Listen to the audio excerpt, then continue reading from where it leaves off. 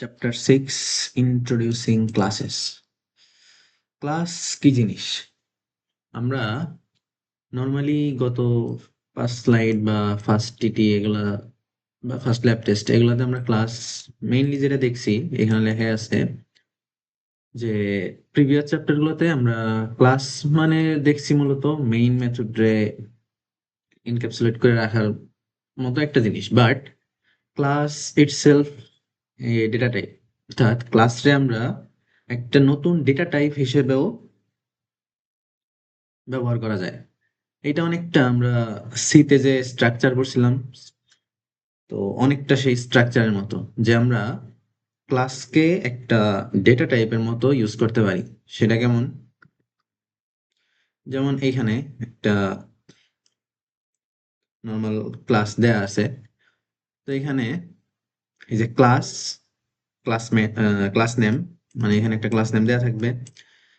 সরাসরি এর ভিতরে যদি আমরা যেগুলো ইউজ করি, স্যার ল্যাব টেস্টে ইনস্ট্যান্স ভেরিয়েবল নিয়ে অনেক কিছু বলছিল, অর্থাৎ আমরা একটা ক্লাস ডিক্লেয়ার করলাম, এরপরে ভিতরে পাবলিক স্ট্যাটিক ভয়েড মেইন, অর্থাৎ মেইন মেথড শুরু না করে যদি এইখানে আমরা যে কোনো নর্মাল ইন্ট ক্যারেক্টার এই জাতীয় ভেরিয়েবল ডিক্লেয়ার করি অথবা কোনো মেথড ডিক্লেয়ার করি, এই জাতীয় জিনিসগুলা আমরা একটা ক্লাসের মাধ্যমে একটা টেমপ্লেটের মতো ক্রিয়েট করে রাখতে পারি।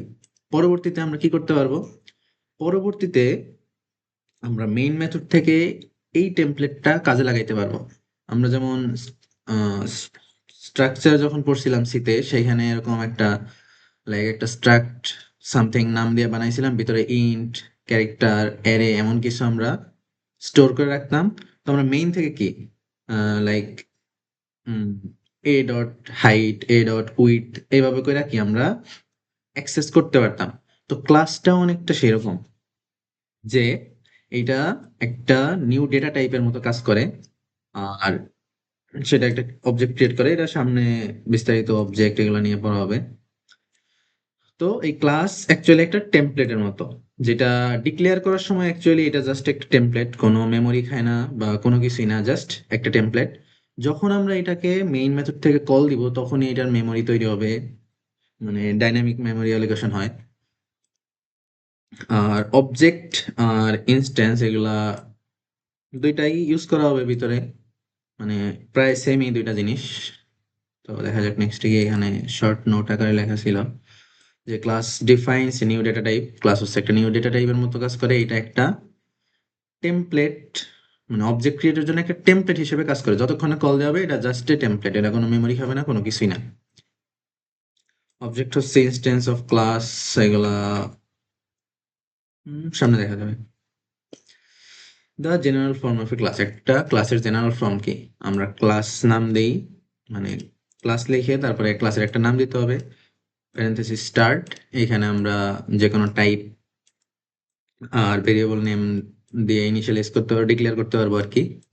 জাস্ট ডিক্লেয়ার করে রাখলে হবে। আমরা এখানে নর্মাল ডিক্লারেশনও করতে পারি, মেথড ডিক্লারেশনও করতে পারি। তো এই class is declared by class keyword, একটা জেনারেল ফরম্যাট এখানে দেওয়া আছে, ডেটা ভেরিয়েবল। আচ্ছা, আমরা একটা ক্লাসের মধ্যে অর্থাৎ স্ট্যাটিক ভয়েড মেইনের মধ্যে ছাড়া, অর্থাৎ সরাসরি ক্লাসের মধ্যে যদি আমরা কোনো ভেরিয়েবল ডিক্লেয়ার করি, সেটাকে বলা হয় ইনস্ট্যান্স ভেরিয়েবল। সেটাকে বলা হবে ইনস্ট্যান্স ভেরিয়েবল। ইনস্ট্যান্স ভেরিয়েবল কি? আমরা যেহেতু এটা একটা টেমপ্লেটের মতো ইউজ করতেছি, সামনে বিস্তারিত দেখব, তো আমাদের অনেক সময় বিভিন্ন নামে আমরা এই ক্লাসটা ইউজ করতে পারবো। লাইক এই সেম ক্লাসে আমি দুইটা আলাদা আলাদা ভেরিয়েবল দিয়ে আমি কল করলাম, তো তখন দুইটা আলাদা সেকশনের জন্য আমার হইতে পারে যে আমরা একটা সেম সেম ভেরিয়েবলের মধ্যে দুইটা সেকশনের জন্য আলাদা আলাদা আমি ভ্যালু পাস করতেছি। অনেকটা। আচ্ছা, এটা আমরা দেখি, ওয়েট। আমরা এই এক্সাম্পলটা দেখি। এখানে একটা ক্লাস ক্রিয়েট করা হয়েছে, ডেমো নামে একটা ক্লাস ক্রিয়েট করছি, যার মধ্যে তিনটা ভেরিয়েবল ডিক্লেয়ার করছি। এজ আর স্যালারি নামে দুইটা ইন্ট, আর ক্যারেক্টার নেম নামে একটা ক্যারেক্টার অ্যারে ডিক্লেয়ার করছি আর কি। তো এখন আমি মেইন মেথড থেকে ডেমো এ দিয়ে একটা নিউ ডেমো কল করলাম, অর্থাৎ ওই ক্লাসটার আমি অবজেক্ট ক্রিয়েট করছি, এটা দিয়ে আমরা ওই ক্লাসের একটা অবজেক্ট ক্রিয়েট করা হয়। তো বি দিয়েও একটা অবজেক্ট ক্রিয়েট করছি। তো এর মধ্যে ওই ক্লাসের একটা অবজেক্ট আছে, বি এর মধ্যে ওই ক্লাসের একটা অবজেক্ট ক্রিয়েট হয়েছে। এখন এগুলোর ইনস্ট্যান্স ভেরিয়েবল কেন বলা হয়? কারণ আমি যে এ ডট এস, এই এর মধ্যে ওই ক্লাসের যে একটা টেমপ্লেট বা একটা অবজেক্ট ক্রিয়েট হয়েছে, তো আমি এ ডট এস সমান লিখলাম 5, আবার বি ডট এস সমান লিখলাম 10। অর্থাৎ এই এর যে আমি একটা অবজেক্ট ক্রিয়েট করছি তার এজ এর মান আমি 5 দিছি, আর বি যে একটা অবজেক্ট ক্রিয়েট করছি তার এজ এর মান আমি 10 দিলাম। এবার দুইটা যদি আমি আলাদাভাবে প্রিন্ট করি, তো 5 আর 10ই প্রিন্ট হবে। অর্থাৎ আমরা যত খুশি অবজেক্ট ক্রিয়েট করতে পারি এবং প্রত্যেকটার সেম, মানে এস তো সেম ভেরিয়েবল তাই না, একটা ভেরিয়েবলের মধ্যে আমরা আলাদা আলাদা ভ্যালু অ্যাসাইন করতে পারি প্রত্যেকটা আলাদা আলাদা অবজেক্টের জন্য। একটার ভ্যালুর জন্য অন্যটার উপরে কোনো প্রভাব পড়ে না, যার কারণে এগুলোরে বলা হয় ইনস্ট্যান্স ভেরিয়েবল। এবার এখানে আর বলছে ক্লাসের মধ্যে শুধুমাত্র আমরা ভেরিয়েবল না, আমরা মেথডও ডিক্লেয়ার করতে পারি, সেটা সামনে দেখবো। তো মেথড ভেরিয়েবল সবগুলা সবকিছুরে একসাথে মেম্বার্স বলা হয়, মেম্বার্স অফ দ্য ক্লাস। আর এখানে কি আছে? উম, আচ্ছা, এখানে একটা মানে ইম্পর্টেন্ট কিছু নেই। The general form of A class এখানে বলছে ওই ইনস্ট্যান্স ভেরিয়েবল জিনিসটা বলছে যে ইনস্ট্যান্স ভেরিয়েবল বলা হয় কারণ প্রত্যেকটা ইনস্ট্যান্স কি করে, তার ওন কপি অফ ভেরিয়েবল। প্রত্যেকটা ভেরিয়েবল কি তার নিজের, মানে প্রত্যেকটা অবজেক্ট কি করে তার নিজের নিজের কপি বানায় নেয় ওই ভেরিয়েবলের। তো যার যার ভেরিয়েবল তার তার জন্য আলাদা আলাদা থাকে, তো একটার জন্য আরেকটা কোনো ইফেক্ট পড়ে না, ইউনিক ফর্ম হয়ে যায়। তো যার কারণে এটা ইনস্ট্যান্স ভেরিয়েবল। আর প্রত্যেকটা মেথডের একটা জেনারেল ফর্ম আছে মেইনের মতোই। আর মেথড সবসময় স্ট্যাটিক অর পাবলিক এমন কোনো নির্দিষ্ট নাই, যেরকম যে কোনোটা হইতে পারে। আর মেইন যেটা, মেইন মেথড কি আমাদের স্টার্টিং পয়েন্ট হয়, আর কিছুই না। মেইন মেথডটা শুধুমাত্র ডিটারমাইন করে যে আমাদের এইখান থেকে কোডটা স্টার্ট হবে। বাট এমন কোনো কথা নাই যে জাভাতে মেইন মেথড থাকতেই হবে, এমন কোনো কথা নেই। তো এখানে সেটাই বলছি। কারণ আচ্ছা, স্যাম্পল ক্লাস, এখানে একটা স্যাম্পল ক্লাস আমরা অলরেডি দেখেই ফেলছি যদিও। তো এইখানে একটা ক্লাস বক্স নামে একটা ক্লাস ডিক্লেয়ার করছে ডাবল উইথ height আর ডেপথ দিয়ে। তো এখানে বক্সের মধ্যে 3টা ইনস্ট্যান্স ভেরিয়েবল দিছে, এবং এই ক্লাস কি করে, একটা নিজেই একটা ডেটা টাইপ হিসেবে কাজ করে। বক্স কি একটা ডেটা টাইপ হিসেবে কাজ করতেছে, যার মধ্যে কি কি ডেটা আছে, উইথ height আর ডেপথ আছে। আমরা অবজেক্ট ক্রিয়েটের মাধ্যমে এর মধ্যে সবগুলাকেই অ্যাক্সেস করতে পারবো। এবার this name will be use to declare object type box. Box দিয়ে আমরা এই যে মাই বক্স নামে আমি একটা ভেরিয়েবল নিলাম, ঠিক আছে, সেটার টাইপ কি, সেটার টাইপ হচ্ছে এই যে বক্স টাইপ। বক্স টাইপ মানেই বোঝাচ্ছে কি এখানে আমি 3টা জিনিস অ্যাক্সেস করতে পারবো। এই যে নিউ বক্স দিয়ে আমরা কি বক্সের একটা অবজেক্ট ক্রিয়েট করছি, বক্স অবজেক্ট কল মাই বক্স, মাই বক্স নামে একটা বক্সের অবজেক্ট ক্রিয়েট করলাম, এবং এই মাই বক্সের মাধ্যমে আমি 3টাকেই অ্যাক্সেস করতে পারবো।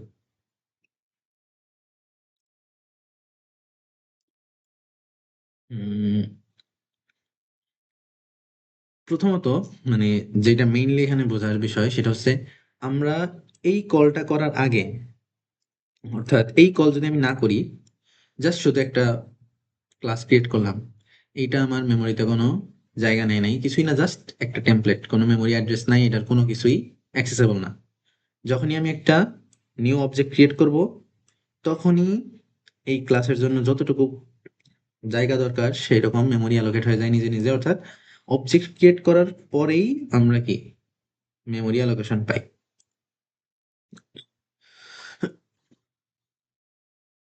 সেইখানে বলছে box object will contain its own copies of instance variable, এটা আমরা আগেই দেখছি। তো এগুলোর অ্যাক্সেসের জন্য আমরা কি ইউজ করি, ডট অপারেটর ইউজ করে থাকি, যে like my box dot with. অর্থাৎ এই মাই বক্স দিয়ে আমি ডিফাইন করব যে আমি ঠিক কোন ভেরিয়েবলটার মধ্যেই করছি, কারণ এখানে আমি এর মধ্যেও রাখছি সেম অবজেক্ট, বি এর মধ্যেও রাখছি ওইটারই অবজেক্ট। তো আমি যদি এ বা বি ডট না দিই তাহলে তো বোঝা যাবে না আমি অ্যাকচুয়ালি কোনটা করতেছি। অর্থাৎ সরাসরি এস বলতে কিছু নেই, ওই ভেরিয়েবলের মধ্যে যে আমি অবজেক্ট রাখছি সেইটার মাধ্যমে আমাদের অ্যাক্সেস করতে হবে ডট অপারেটর দিয়ে। এখানে যেমন আর কি মাই বক্স ডট উইথ এর মধ্যে 100 রাখছে। In general the dot operator access both instance variable. তো ডট অপারেটর দিয়ে আমরা ইনস্ট্যান্স ভেরিয়েবল অ্যাক্সেস করতে পারি, মেথড অ্যাক্সেস করতে পারি। আর এটারে অপারেটর বললেও অ্যাকচুয়ালি জাভাতে এটাকে সেপারেটর বলা হয়, জাস্ট এটাই বলা আছে এখানে। তো এখানে জেনারেল একটা ফরম্যাট দেওয়া আছে, একটা কোড দিয়ে দিছে আর কি। আচ্ছা, এই কোডটা যদি আমরা চিন্তা করি, দেখ এখানে কি বক্স নামে একটা ক্লাস ক্রিয়েট করা আছে যেখানে এই তিনটা জিনিস দেওয়া আছে।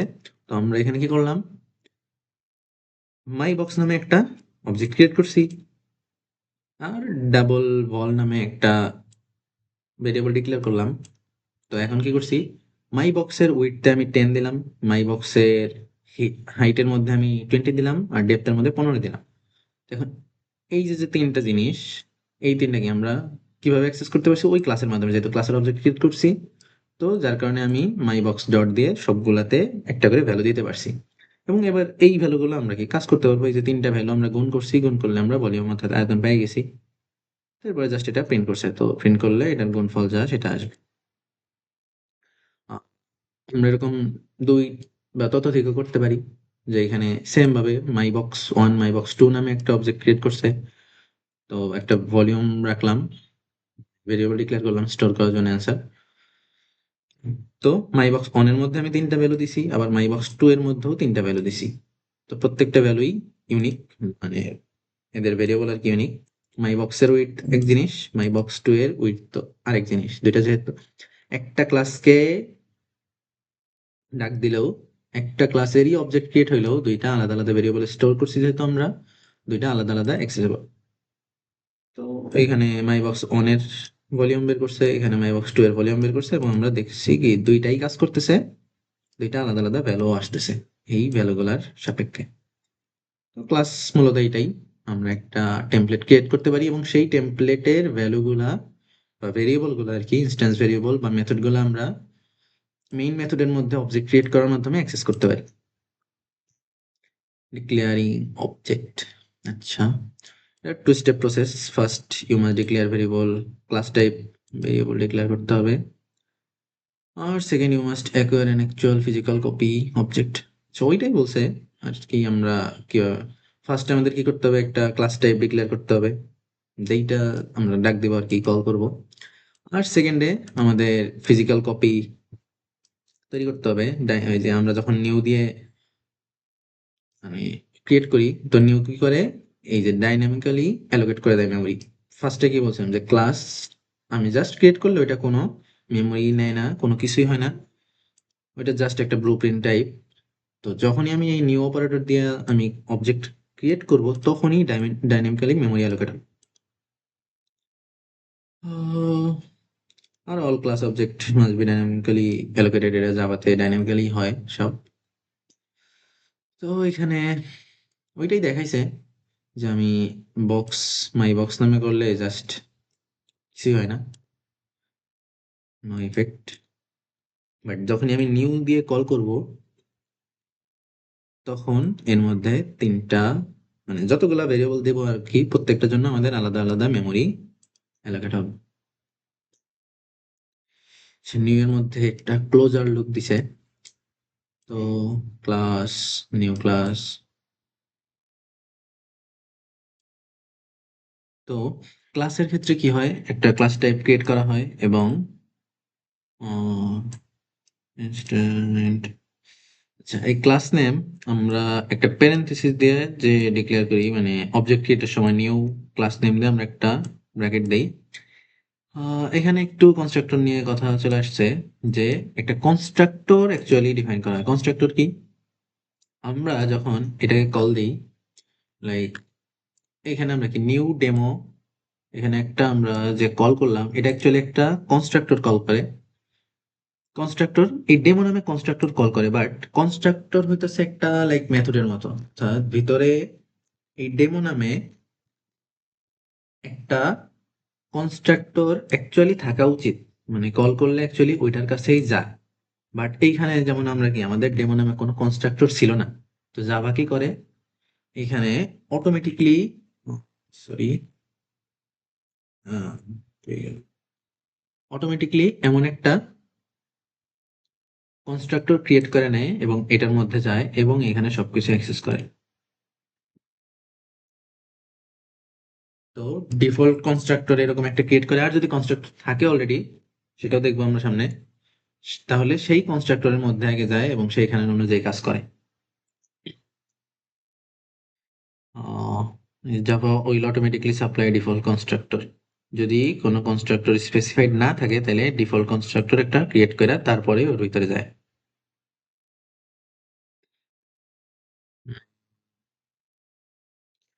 At this point you might be wondering why you do not need to use neo for such things.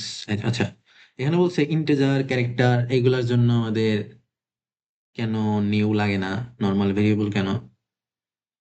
তো এইখানে মেইন কথা হচ্ছে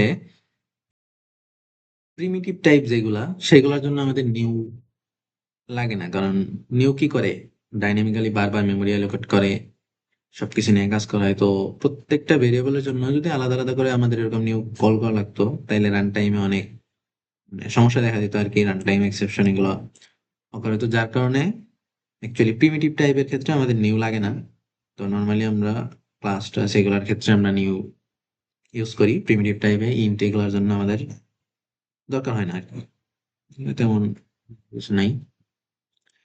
ক্লাস এবং অবজেক্টের মধ্যে ডিস্টিংশন, ক্লাস কি করে একটা নতুন ডেটা টাইপ তৈরি করে, যেটা কি কি কাজে লাগে, অবজেক্ট ক্রিয়েট করতে কাজে লাগে। আমরা তো দেখছি এখানে ক্লাস এখানে একটা হোল ডেটা টাইপ হিসেবে কাজ করতেছে এবং এটা আমাদের কেন লাগতেছে, আমাদের অবজেক্ট ক্রিয়েট করতে কাজে লাগতেছে।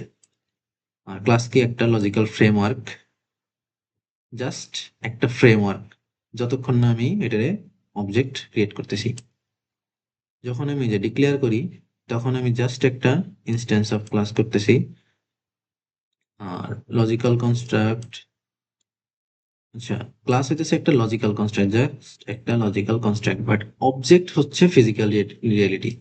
অবজেক্ট ক্রিয়েট করার পরই আমি ফিজিক্যালি ওই জিনিসগুলা পাই, তার আগে পর্যন্ত এটা জাস্ট এ ফ্রেমওয়ার্ক আর কিছুই না। এতক্ষণ মেইন কথা এটাই। অ্যাসাইন করা, আচ্ছা, বক্স বিয়ন নামে আমরা একটা অবজেক্ট ক্রিয়েট করলাম,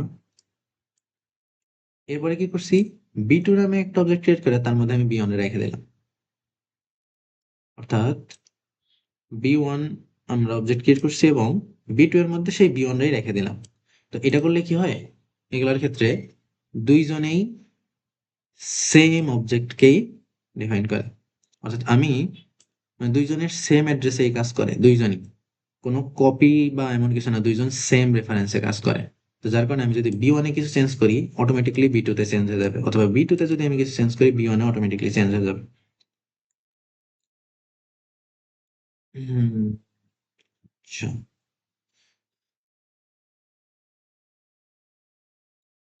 এখানে বলছে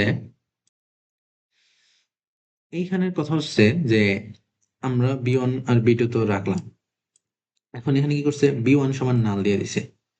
এখন বি ওয়ান সমান নাল মানে কি বি টু এর মধ্যে জিনিসও চলে যাবে? না, অ্যাকচুয়ালি এটা না। এখানে বোঝাইছে, উম, আচ্ছা আমরা একটা এক্সাম্পল দিয়ে দেখি, রাইট? আচ্ছা, এইখানে খেয়াল করি, এখানে আমরা কি করলাম, ডেমো এ দিয়ে আমি অবজেক্ট ক্রিয়েট করছি এবং ডেমো সি এর মধ্যে আমি এর কপি নিয়ে নিলাম, এর রেফারেন্স নিয়ে নিলাম আর কি।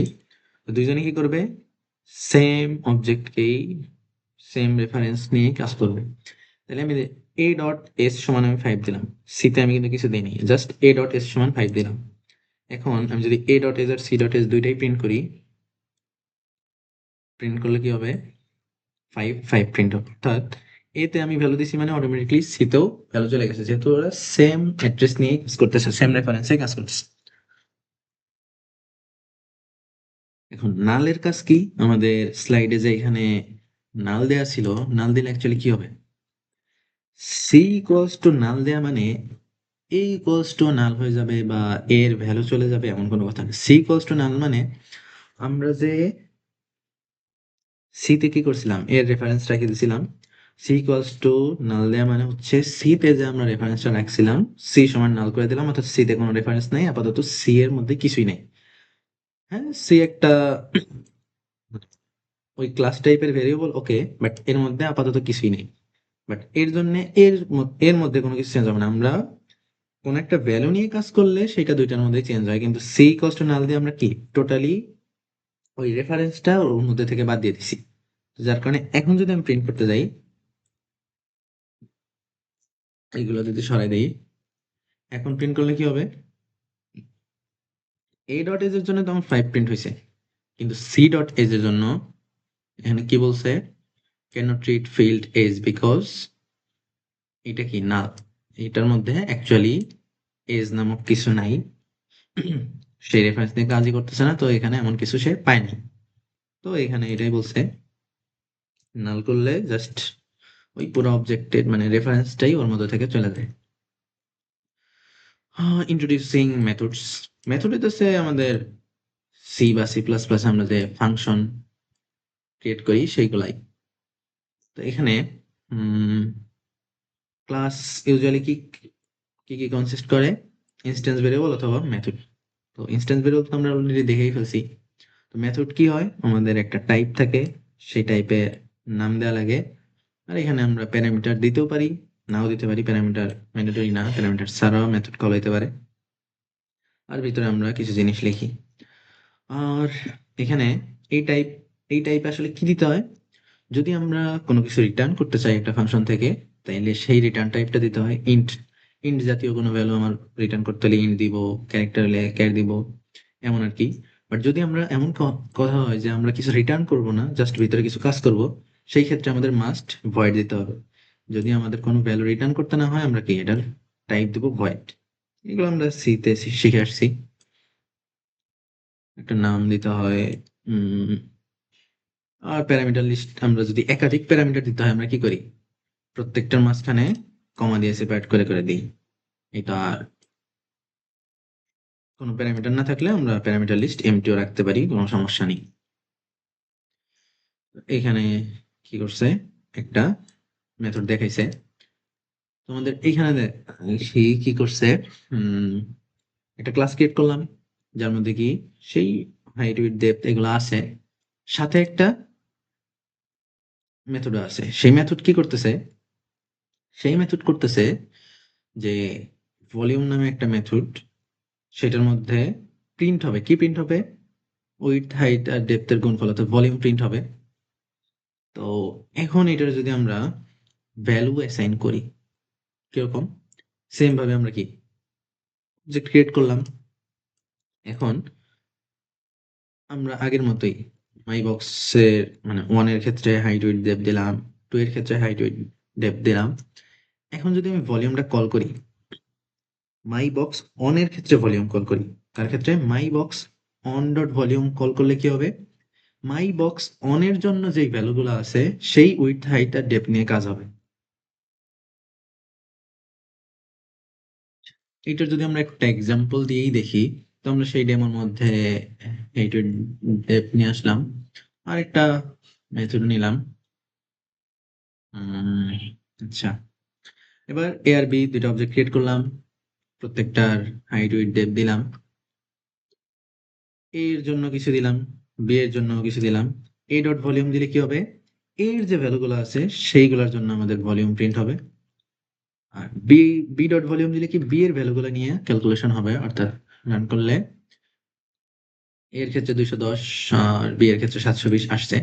এখন কথা হচ্ছে, আমরা যদি কোনো ভ্যালু না দিতাম তাইলে কি মেথড কাজ করতো না? কোনো যদি ভ্যালু না দেই এবং তখন প্রিন্ট দিলে এটা বাই ডিফল্ট জিরো ধরে নেবে। অর্থাৎ এটা আমি যদি রান করি তাহলে ভলিউম জিরো হয়ে যাবে, অর্থাৎ এরর আসবে না, ঠিক আছে? বাই ডিফল্ট জিরো ভ্যালু ধরে নিবে। এভাবে আর কি আমরা মেথডকে মানে একটা ক্লাসের মধ্যকার মেথড কল দিতে পারি। ডট দিয়া ওই মেথডের দিয়ে দিলে, আর এখানে যে প্যারামিটারাইজড মেথড পাবো সামনে, আচ্ছা দেখি, accessing members. So when an instance variable is accessed by a code that is not a part of class which instance variable is defined here. হুম, এখানে বলছে আর কি যে একটা ক্লাসের মেম্বারকে যদি আমি অ্যাক্সেস করতে চাই, যদি অন্য কোনো ক্লাস থেকে অ্যাক্সেস করতে চাই তাইলে আমাদের ডট অপারেটর লাগে। আর যদি নিজস্ব ক্লাসের মধ্যে ইউজ করতে চাই তখন আমাদের ডট অপারেটর লাগে না। এটা আর কি এমন যে আমরা এইখান থেকে অর্থাৎ এই মেইন ক্লাস থেকে আমরা যদি ভলিউম বা ওই অবজেক্ট বা হাইট উইডথ ডেপথ এগুলা ই করতে কি লাগতেছে আমাদের ডট অপারেটরের হেল্প লাগতেছে। বাট আমি যদি এইখানেই সরাসরি ইউজ করতাম, আচ্ছা অলরেডি তো আমরা করেই ফেলছি। মানে যে হাইট উইডথ আর ডেপথ যে লিখলাম আমরা, এখানে কোনো আমাদের ডট লাগছে? সরাসরি তো আমরা হাইট উইডথ ডেপথ এগুলা নিয়ে কি কাজ করতে পারছি না? এখানে আমার কোনো কিন্তু এ ডট বি ডট এগুলা দেয়া লাগে নাই। তো নিজস্ব মেথড কল করলেও এমন কিছু লাগে না। আমরা এখানে আরেকটা মেথড ক্রিয়েট করলাম। এখানে কি আমি সরাসরি এই মেথডের মধ্যে থেকে দুইটা সেম ক্লাস, মানে একটা সেম ক্লাসের মধ্যে যদি দুইটা মেথড থাকে তাহলে এক মেথড থেকে আরেকটা মেথডকে কল দিতে আমাদের কোনো ডট অপারেটর লাগে না। বাট আমাদের যদি যদি ক্লাস আলাদা হয় তখন আমাদের ডট অপারেটর দিয়েই কল করতে হয়। এখানে মেনলি এটাই বুঝাইছে। হুম, হুম, হুম। রিটার্নিং ভ্যালু এগুলো তো আমরা জানি যে একটা মেথড ক্রিয়েট করলাম যেখানে আমরা ভয়েড না দিয়ে ইন্ট ক্যার বা ডাবল যে কোনো কিছু একটা দিলাম। তো সেইখানে আমরা ভ্যালুগুলা রিটার্ন করি, সরাসরি প্রিন্ট না করে আমরা এগুলা রিটার্ন করা হয়। আচ্ছা এখানে আবার সেই মাই বক্স অন মাই বক্সটার মধ্যে কিছু ভ্যালু দিছে এবং এইখানে যেহেতু আমরা কি এবার ভ্যালু রিটার্ন করতেছি, তাহলে সেই ক্ষেত্রে আমাদের কি হবে, সরাসরি ভ্যালু প্রিন্ট না হয়ে অর্থাৎ সেইখানে আমরা সরি এখানে আমরা রিটার্ন টাইপ দিয়ে দিই। তো রিটার্ন টাইপ যদি দেই,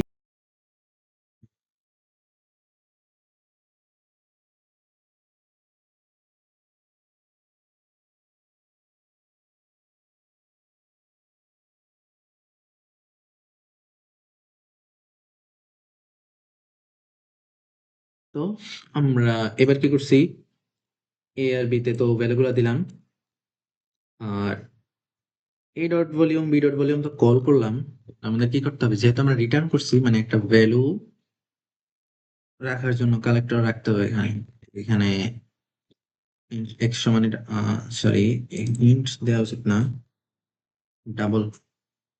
কারণ আমরা কি যেহেতু একটা ডাবল ভ্যালু রিটার্ন করতেছে, আমরা এখানে ইন্ট দিলে কিন্তু এরর আসবে। ডাবল ভ্যালু ডাবলের মধ্যে স্টোর করতে হবে। একইভাবে আমাদের একটা যদি ডাবল ধরে রাখলাম এবং এখন যদি আমরা প্রিন্ট করি,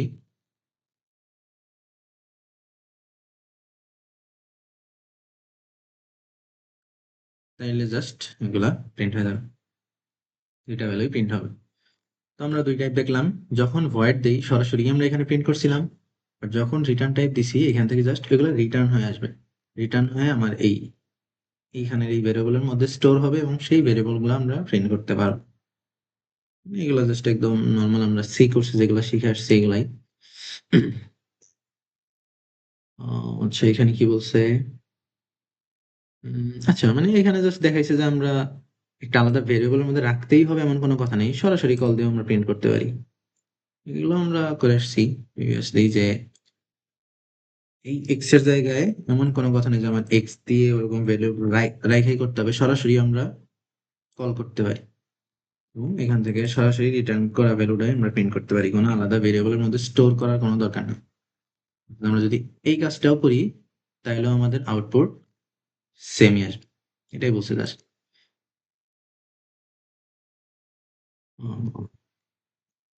বলছে প্যারামিটার আর্গুমেন্ট।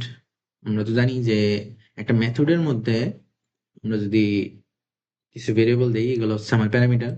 আর আর্গুমেন্ট হচ্ছে আমরা সেই মেথডকে কল করার সময় যে ভ্যালুটা পাস করি সেটা হচ্ছে আমাদের আর্গুমেন্ট। তো এখানে যেমন এখানে একটা আমাদের কি রিটার্ন টাইপ আছে এবং এটার মধ্যে কোনো প্যারামিটার নাই। বাট এইখানে আমাদের কি করছে, একটা তিনটা প্যারামিটার দেয়া আছে এই মেথডের মধ্যে, আমাদের তিনটা প্যারামিটার দেয়া আছে। সেই প্যারামিটারের মাধ্যমে আমরা ভ্যালু পাস করব। পাস করলে এইখানে যে আমাদের হাইট উইডথ আর ডেপথ আছে সেগুলোর মধ্যে ওই ভ্যালুগুলো স্টোর হবে। তো নাম দিছে সেট ডাইমেনশন। তো এটা করলে কি হবে? আচ্ছা, অর্থাৎ এইখানে বিষয়টা হচ্ছে কি, আমি এটা লেখা তারপরে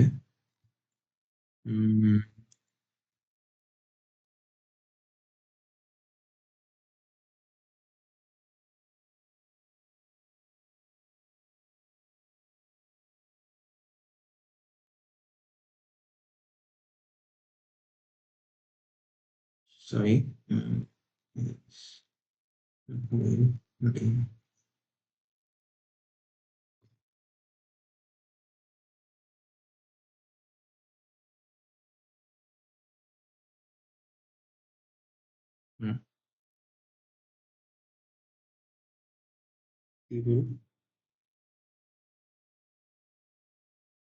ডাব্লিউ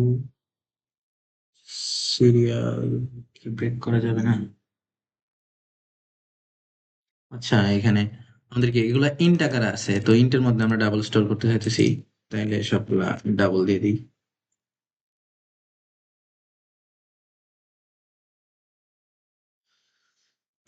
তো এইটার কাজ কি? এইটার কাজ হচ্ছে আমরা এতক্ষণ যে যে কি করতেছিলাম, প্রত্যেকটা আমার আলাদা আলাদা করে মানে প্রত্যেকটা ভেরিয়েবলের মধ্যে কি করতেছিলাম, মানে আলাদা আলাদা করে এইভাবে ভ্যালু বারবার লিখে দিতে হচ্ছে। এখন আমরা এটার বদলে কি করতে পারবো? এটার বদলে আমরা সরাসরি ওই মেথডটাকে কল করে জাস্ট ভ্যালু পাস করে দিতে পারবো। যেমন এর ক্ষেত্রে আমরা কি ৫ ৬ ৭ দিয়েছিলাম না, সিরিয়াল ওয়াইজ আমরা যদি দিয়ে দিই ৫ ৬ আর ৭, না যেহেতু জায়গা দিয়ে দিছে ৫ ৬ ৭, এটা দিলে কি হবে? আমরা আগের বার আলাদা আলাদা করে পাস করতেছিলাম, এবার আমরা একটা সেটার মেথড দিয়ে কি করছি, তিনটা ভ্যালু একবারে পাস করে দিছি এবং সেই তিনটা ভ্যালু কি করতেছে, ওই তিনটা ভেরিয়েবলের মধ্যে ভ্যালু অ্যাসাইন করে দিচ্ছে সরাসরি। তো সেম ভাবে আমরা বি এর জন্য করতে পারি। এখানে কি হবে? ৮ ছিল,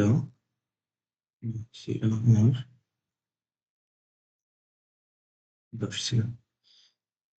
তো আর কিছুই না, মানে মানে আলাদা আলাদা করে এরকম দেওয়ার চেয়ে আমরা কি করতে পারছি, এবার প্যারামিটারের মাধ্যমে একবার ভ্যালু পাস করে দিছি সবগুলো একসাথে। তো এটাও রান করলে আমাদের সেমই আউটপুট আসবে। তো এটাই। হুম, এখানে মাই বক্স টু দিয়ে করছে। আচ্ছা, কনস্ট্রাক্টর। কনস্ট্রাক্টর হচ্ছে ইনিশিয়ালাইজ হয় যখন আমরা একটা অবজেক্ট ক্রিয়েট করি।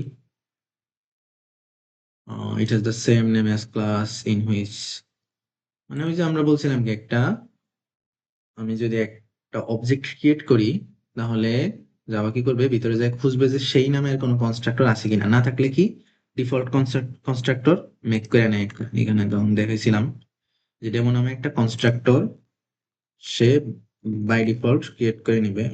এখানে একটা হয়েছে, আমরা একটা কনস্ট্রাক্টর ক্রিয়েট করে নেই বাই ডিফল্ট। তো সেটা নিয়েই কাজ করে সে। automatically call object created before never context. Constructor look a little strange because they have no return type. Constructor কি কোনো রিটার্ন টাইপ থাকে না, নট ইভেন ভয়েড, কিছুই থাকে না, কি সরাসরি যে আমরা যেমন কি ডেমো দিয়ে জাস্ট লিখে দিছি। এটা রিটার্ন টাইপ, ক্লাস টাইপটাই এর রিটার্ন টাইপ সরাসরি। যেমন এখানে এবার আর কি হয়েছে, যেমন নিজে থেকে ডিফল্ট কনস্ট্রাক্টর নিয়ে নিবে না, কারণ আমরা আলাদা করে একটা কনস্ট্রাক্টর ওই নামে দিয়ে দিছি। ক্লাস ক্রিয়েট করছি বক্স নামে, তিনটা ভেরিয়েবল দিলাম। এখন এই ক্লাসের কনস্ট্রাক্টর দিয়ে দিছি আমরা, এই যে বক্স কনস্ট্রাক্টর।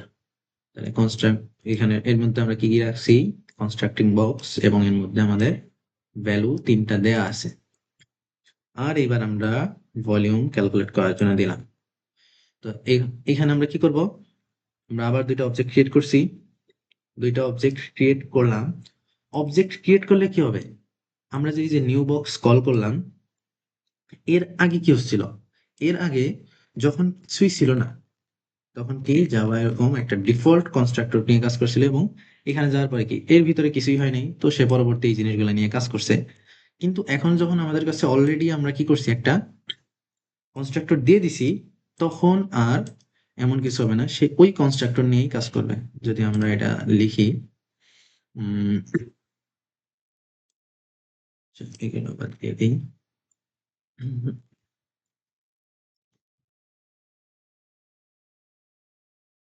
আহ,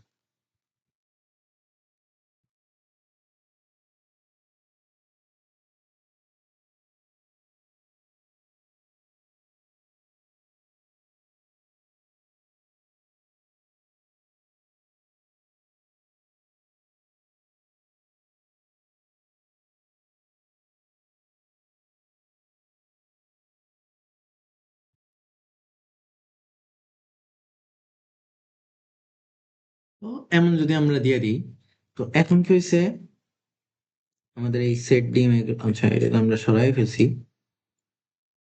অর্থাৎ আমি এখন যখন অবজেক্ট ক্রিয়েটের জন্য কল করছি, সে আর কোনো ডিফল্ট কিছুর মধ্যে যাবে না, সে এটার মধ্যেই যাবে, এবং এটার মধ্যে গিয়ে কি দেখবে, যে হাইট উইডথ ডেপথের মান আমরা দিয়ে দিছি, এবং সে ওইগুলা নিয়েই কাজ করবে। যদি নতুন করে রান করি, উম, কি বুঝে গেল, উম, আচ্ছা, কোনো এরর ছিল না। এইটা সিলেক্ট করে আমি রান করছিলাম, যার কারণে জাস্ট জাস্ট ওই পার্টটা রান হয়েছিল, জাস্ট এই তিনটা পার্ট, যার কারণে ইরর দেখাইছে, অ্যাকচুয়ালি কোনো ইরর নাই। আমি যদি রান করি, তাহলে এই যে কনস্ট্রাক্টিং ডেমো, দুইবারই কি, দুইবার কল করছি, দুইবারই ডেমো কনস্ট্রাক্ট হয়েছে, এবং কি হয়েছে, ওই তিনটা ভ্যালু অ্যাসাইন হয়ে গেছে, ওই তিনটা ভ্যালু কি এর জন্য আর বি এর জন্য অ্যাসাইন হয়ে গেছে বাই ডিফল্ট। এবং এরপরে যখন আমি প্রিন্ট করছি, দুইটার ক্ষেত্রে গিয়ে যেহেতু সেম ভ্যালু তিনটারই, তো দুইটার ক্ষেত্রে গিয়ে ভলিউম সেম আসবে। অর্থাৎ আমরা এখানে কি শিখলাম, যে যদি আমরা কোনো ডিফল্ট, মানে সরি, কোনো কনস্ট্রাক্টর যদি না দিই, বাই ডিফল্ট সে একটা এমটি কনস্ট্রাক্টর কল করে নেয়, এবং সেইখানে আমাদের নিজে থেকে ভ্যালু দেয়া লাগে, সব কাজ করা লাগে। বাট যখন আমি কোনো কনস্ট্রাক্টর দিয়ে দিব, তো জাভা সরাসরি এর মধ্যে আসবে, এবং এর ভিতরগত উপাদান নিয়েই কাজ করবে। ঠিক আছে, তো এখানে কনস্ট্রাক্টর সম্পর্কে আরেকটু বিস্তারিত আছে। ক্লাস, নিউ ক্লাস, প্যারেনথেসিস দিয়ে আমরা ক্লাস নেম দেই। এখানে বলছে আর কি কিভাবে আমরা কনস্ট্রাক্টর ডিক্লেয়ার করি। আচ্ছা, ডিফল্ট কনস্ট্রাক্টর হইলে সব নন লাইসেন্সড ভেরিয়েবল ডিফল্ট ভ্যালু 0 হয়। অর্থাৎ ওই যে আমরা দেখছিলাম যে আমাদের যদি আমরা কোনো ভ্যালু না দিই, তখন বাই ডিফল্ট কি এই ভলিউমের মান 0 আসতেছিল। আর প্যারামিটারাইজড কনস্ট্রাক্টর, আচ্ছা এটার ক্ষেত্রেই আমরা যেমন এখানে কি অলরেডি ভ্যালু দিয়ে দিছিলাম, তো ভ্যালু যদি আমি না দিই, সেক্ষেত্রে কি করব, লাইক এইগুলাই যদি আমি এখন এর মধ্যে দিয়ে দেই, এবং হাইটের মান এইচ ডাব্লিউ ডি দেয়া থাকে, তখন কি হবে, আমাদের এখানে প্যারামিটারে দেয়াই, যেহেতু আমি প্যারামিটার কল করছি, তাহলে আমার কি করতে হবে, এখানে সরাসরি ভ্যালু পাস করতে পারবো আমরা, লাইক 5 6 7, এটাই ছিল লাইক 8 9 10। তো এটা করলে কি হবে, আমরা আসি আমাদের 210 আর 720 এগুলা ফেরত পাবো। আচ্ছা, এবার কি করছি, আমরা কিন্তু 3 ধাপে কাজ কমাইলাম, ঠিক আছে। একদম ফার্স্টে কি হচ্ছিল, আমরা প্রত্যেকটা ভ্যালু আলাদা করে দিচ্ছিলাম। এরপরে মেথড যখন দেখলাম, মেথডের ক্ষেত্রে কি আমরা সরাসরি 3টা ভ্যালু পাস করতে পারতেছিলাম। এখন দেখলাম যে কনস্ট্রাক্টরের মধ্যেও প্যারামিটার দিয়ে আমরা পাঠাইতে পারি, একদম সরাসরি কি কল করার সময় আমরা ভ্যালু অ্যাসাইন করে দিতে পারি, আর তারপরে সরাসরি প্রিন্ট করতে পারি। তাহলে আমাদের এতখানি অংশের কাজ কমে গেছে, তাই না? তো এখানে এটাই বলছে। উম, আচ্ছা, দিস কিওয়ার্ড, দিস কিওয়ার্ড হচ্ছে, আমি যতটুকু বুঝলাম, উম, আমার জ্ঞানে যতটুকু বলে, দিস কিওয়ার্ড হচ্ছে লাইক মোটামুটি আননেসেসারি একটা জিনিস আমার কাছে লাগছে। কারণ এটা কি কাজে লাগে, এটা কাজে লাগে লাইক, আমি যদি এখানে এইচ না দিয়ে কি করি, সরাসরি প্যারামিটার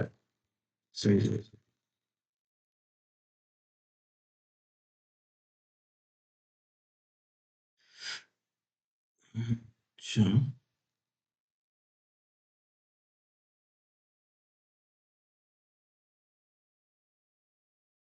আচ্ছা দিসের কাজ হচ্ছে কি, লাইক হইতে পারে আমরা কোনো বড় করে লেখার সময় কত কত ভেরিয়েবল আর ইউনিক বানাবো। তো এখন আমি প্যারামিটারের নাম দিছি কি হাইট উইথ ডেপথ ফুল নামে দিছি।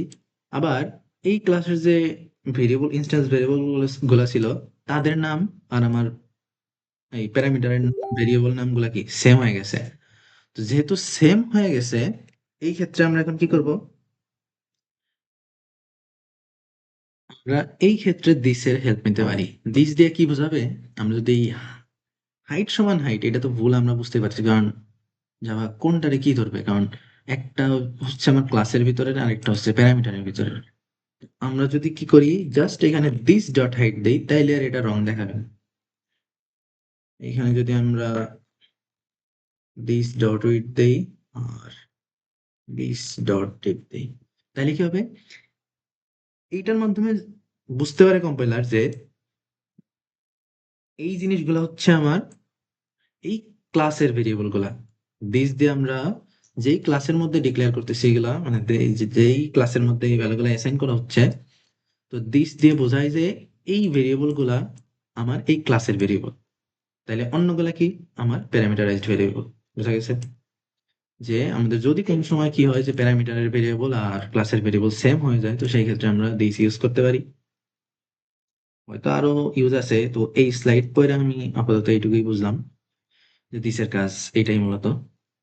এটা দিয়ে কি বুঝতে পারবো যে আমরা এই দিস দিয়ে বোঝানো হয়েছে এইটা এই ক্লাসেরই ভেরিয়েবল। পরবর্তীতে আমরা প্যারামিটারের ভ্যালুগুলো এখানে অ্যাসাইন করা। তো এটা রান করলে আমরা সেম জিনিসই পাবো। ইনস্ট্যান্স ভেরিয়েবল হাইডিং, এখানে কি বলছে, illegal to java auto declare। আচ্ছা এটাই যে সেম নামের ভেরিয়েবল কি আমরা একটা স্কোপের মধ্যে ডিক্লেয়ার করতে পারি না, তো সেই ক্ষেত্রে আমাদের এই দিস ইউজ করা হয় ডিরেক্টলি। এটা সেইখানে এটাই দিয়েছে যে এই যে সেম উইথ হাইট ডেপথ, যদি সেম হয়ে যায় সেক্ষেত্রে আমরা দিস দিয়ে এটারে আলাদা করতে পারি। আচ্ছা এখানে তিনটা কোড দিছে, মোস্ট লাস্ট পার্ট, যে তিনটার মধ্যে কি ইরর আছে না আছে এগুলা দেখতে হবে আমাদের। তো এখানে উম আচ্ছা আমরা যদি এগুলা লেখা ট্রাই করি, লাইক কেটে দিই। হুম, বলতে এখানে জাস্ট একটা আই দেওয়া হয়েছে, এ আর বি দিছে, আমরা এ বি দিই, এ দিলাম, যেটা টিস নাম আছে থাক, তাহলে এ এ নিউ এ, এইটা যদি আমরা রান করি তাহলে কি হবে, জাস্ট এই পার্টটাই তো আছে তাই না, কোনো ইরর শো করবে না এখানে। এটা ইরর শো করে নাই, কারণ কি বলছিলাম যে ভিতরে যদি কোনো কনস্ট্রাক্টর না থাকে, জাভা বাই ডিফল্ট কি এমন একটা কনস্ট্রাক্টর সে নিজে ক্রিয়েট করে নিছে। তো আমরা যখন এটাকে কল দিলাম, তো একটা অবজেক্ট ক্রিয়েট করছে, আর আমরা তো পরবর্তীতে কোনো প্রসেস করি নাই, যার কারণে এটা জাস্ট এক্সিকিউট হয়েছে, বাট কোনো কিছু আউটপুটে আসেনি কারণ আমরা কিছু প্রিন্ট করি নাই। তো এটা কোনো এরর দিবে না। সেকেন্ডটার ক্ষেত্রে এইখানে আমাদের এরর দিবে। এরর কেন দিবে, যদি আমরা বসাই এটা, কি করছে এখানে,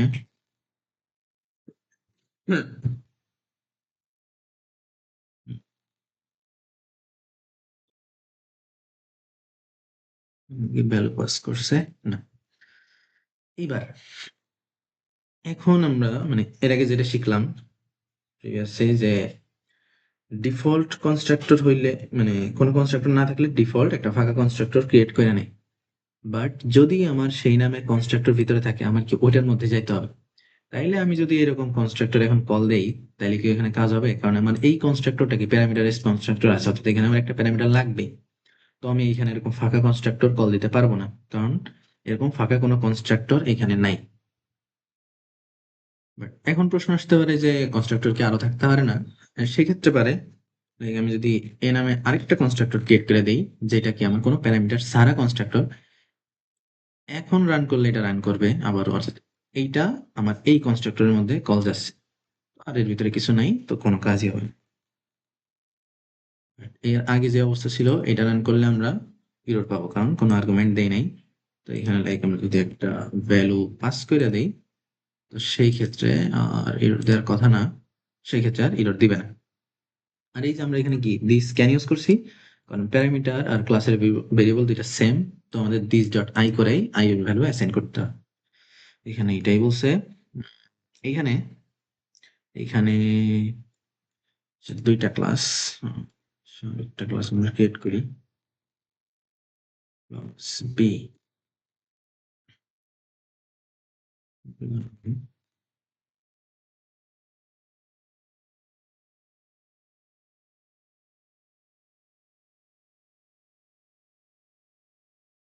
আচ্ছা, এখানে আর কি আমরা এ নামক এ ক্লাসের টাইপের ভেরিয়েবল ডিক্লেয়ার করছি, এবং তার মধ্যে বি ক্লাস টাইপের অবজেক্ট রাখতে চাচ্ছি, বাট যেটা পসিবল না। যে আমার এটা কি আমরা ক্লাস কে ডেটা টাইপ না? তো আমরা যেমন ডাবলের মধ্যে ইন্ট রাখতে পারি না, বা ইন্টার মানে সরি ইন্টের মধ্যে ডাবল রাখতে পারি না, তো ঠিক সেম ভাবে এর মধ্যে বিরে রাখতে পারবো না, কারণ এগুলো কি আমার একটা ডেটা টাইপের মতো কাজ করে। তাইলে দুইটা যেহেতু আলাদা টাইপ, ভিতরে কি থাকলো এটা ফ্যাক্ট না, দুইটা যেহেতু আলাদা ক্লাস, তো দুইটা টাইপ আলাদা। তো এক টাইপের মধ্যে তো আমরা আরেক টাইপ কি রাখতে পারবো না।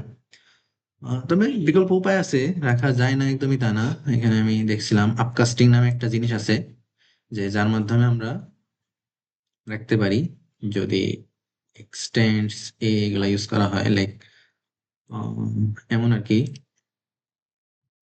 এক্সটেন্ডস এইটা যদি দেই, তাইলে সেই ক্ষেত্রে মেবি ওই নর্মাল যে টাইপ কাস্টিং এর মতো আমরা যে ভেরিয়েবলের ক্ষেত্রে শিখছি এমন কিছু একটা হয়, বাট এটার ইউজ আমি জানি না। তো জাস্ট এটা দেখলে দেখছিলাম চ্যাট জিপিটি থেকে। আর কি আছে, গার্বেজ কালেকশন, এটা হচ্ছে লাইক জাভাতে অটোমেটিকলি ক্লিয়ার করে দেওয়া হয়। আমরা যেমন সি প্লাস প্লাসে ফ্রি, ডিলেট, এগুলা অনেক ফাংশন আছে ক্লিয়ার করার জন্য, তো এটা ও নিজে নিজে সেটা ক্লিয়ার করে দেয়। আচ্ছা, এখানে একটা কোড আছে, মানে আমরা যে স্ট্যাক শিখছি ডিএসএ কোর্সে, তো এটা সেম কোড। এখানে আলাদা কি আছে, এই যে এই কোডটা এখানে লিখছিলাম আমি। তো স্ট্যাক নামে একটা ক্লাস ক্রিয়েট করা হয়েছে, যার মধ্যে 10 সাইজের একটা অ্যারে নিলাম, এবং সেই অ্যারেতে আমরা কি করছি, যে 10 সাইজের অ্যারে মানে কি আমার ইন্ডেক্স 0 থেকে 9 পর্যন্ত আছে। তো আমি পুশ করতেছি ভ্যালু, পুশ পুশ করলাম। তো কতক্ষণ আমরা পুশ করব, প্লাস প্লাস। আচ্ছা, টস এটা কি, এটা হচ্ছে আমার ইন্ডেক্স, ঠিক আছে, এটা হচ্ছে আমার ইন্ডেক্স। তো ইন্ডেক্স আমি -1 দিয়ে ইনিশিয়ালাইজ করছি। তো এখানে সরাসরি টস সমান -1 লিখলে হয়তো, আমরা কেন আলাদা একটা কনস্ট্রাক্টর দিয়ে তারপরেই লিখলাম, সেটা দেখতেছি পরে। তো আপাতত এখানে কি করছে, আমাদের এই যে একটা ক্লাস ক্রিয়েট করছি, যে ক্লাসের মধ্যে কি হচ্ছে, স্ট্যাক তৈরি হচ্ছে। এখানে পুশ করতেছি, কতক্ষণ পর্যন্ত পুশ করব, যতক্ষণ পর্যন্ত আমার কি ইন্ডেক্স 9 না হয়ে যায়, অর্থাৎ স্ট্যাক ফুল হয়ে গেলে কি হবে, কাজ শেষ। আর পপ হচ্ছে আমরা কি স্ট্যাক থেকে যেভাবে ডিলিট করা হয়, কি ছিল, লাস্ট ইন ফার্স্ট আউট, হ্যাঁ, তো টপ থেকে রিমুভ হওয়া শুরু করবে। তো এখানে এই মাই স্ট্যাক নামে কি করছি, আমি দুইটা অবজেক্ট ক্রিয়েট করছি, মাই স্ট্যাক 1, মাই স্ট্যাক 2। তো করলে কি হবে, লাইক আমি যদি সরাসরি টস -1 দিতাম, তাইলে ওই টস এখানে চেঞ্জ হয়ে যেত। চেঞ্জ হইলে মেবি পরবর্তী ক্ষেত্রে কাজ করতো না, লাইক আমি শিওর না। রান করে সিলেক্ট করে রান করা যাবে না, যে রান করি, আপাতত আমার এটা আসছে। এখন আমি যদি কি করি, শুধু যদি টস সমান -1 দিই, কস্ট সমান -1 দিলে কি সেম রেজাল্ট আসবে? আচ্ছা, এইখানে যদি -1 দিয়ে দিই একবারে, দেওয়া যাবে না।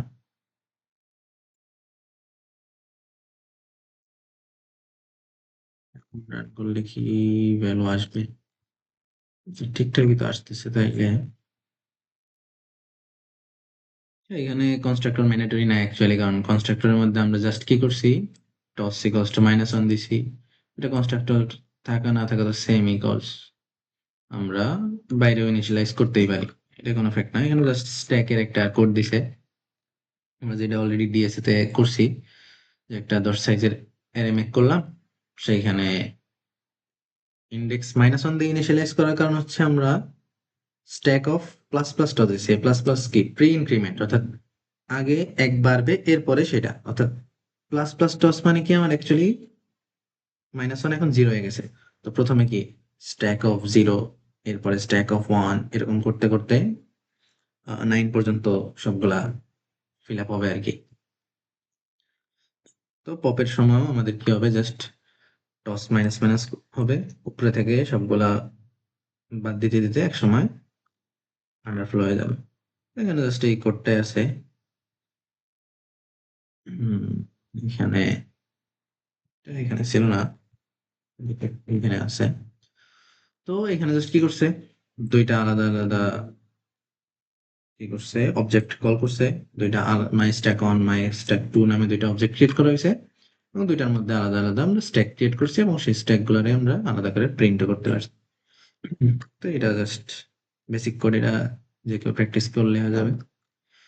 হ্যাঁ, তো এটাই। এই স্লাইডে মোটামুটি এগুলাই আছে। তো এছাড়া টপিক খুব কম আছে এখানে, যতটুকু আমি বুঝছি ততটুকুই বোঝানোর ট্রাই করছি। আর কিছু ভুল বোঝা থাকলে সেগুলোর জন্য সরি, কারণ এগুলো সম্পর্কে আমারও খুব নলেজ নাই। আমি নিজেই পড়লাম, তারপরে এটা বোঝানোর ট্রাই করা আর কি। ভুল ত্রুটি হইলে সেটা ইগনোর করার অনুরোধ থাকবে। হোয়াট এভার, এই পর্যন্তই ছিল আজকে। বাই।